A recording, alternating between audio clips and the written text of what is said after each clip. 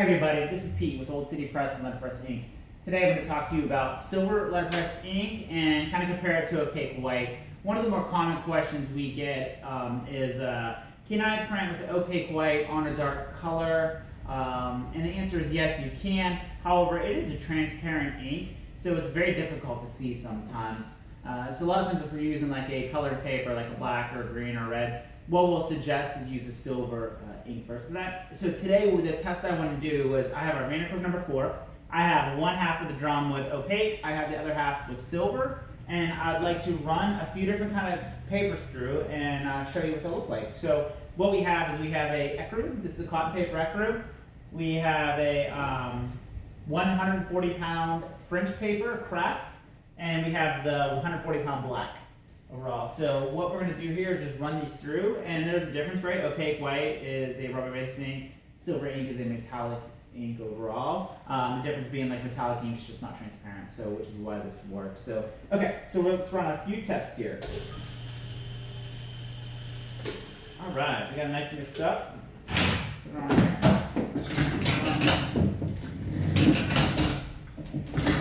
What I'm doing is just getting some ink actually on the design. I actually have two different designs. I have a business card over here and a business card here, so you can see the kind of differences in them. So I put this thing back in print.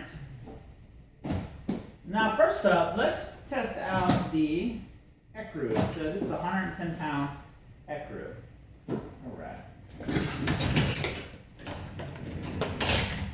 What you can see here is the silver shows up awesome.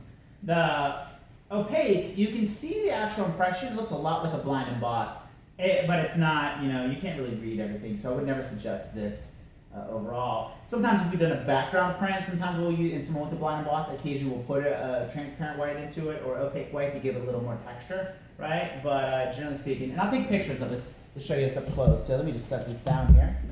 All right, and then the next one up that we're going to test here is the craft paper. So this is a 140-pound craft paper from French paper. Really, really popular. All right.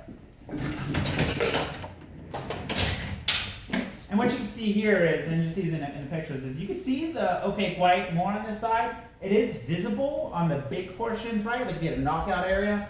But I mean, you would not be able to read a telephone number or an email address off of a business card or find detail from a wedding invitation.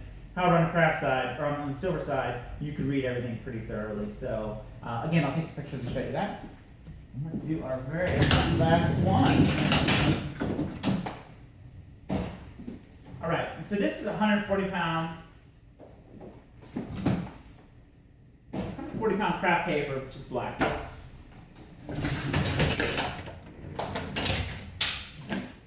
All right, this one you can actually see it, right? So this is the opaque white side. You can see this. However, the challenge with this one looks decent. This one doesn't look as good, and this one looks semi-good.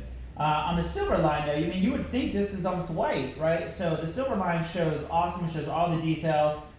It looks like it could be a whitish type ink on that. So we'd always suggest a silver on a color type paper, which pretty much every letterpress company, I say that to you. You could use the opaque white, but you'd have to do it 4 or 5 runs, and it would just not, it wouldn't be the product you would be thinking in your head. If you did absolutely have to have a white, we always suggest like foil stamping, right, along that lines. But if you want letterpress, then this is the route you'd want to go.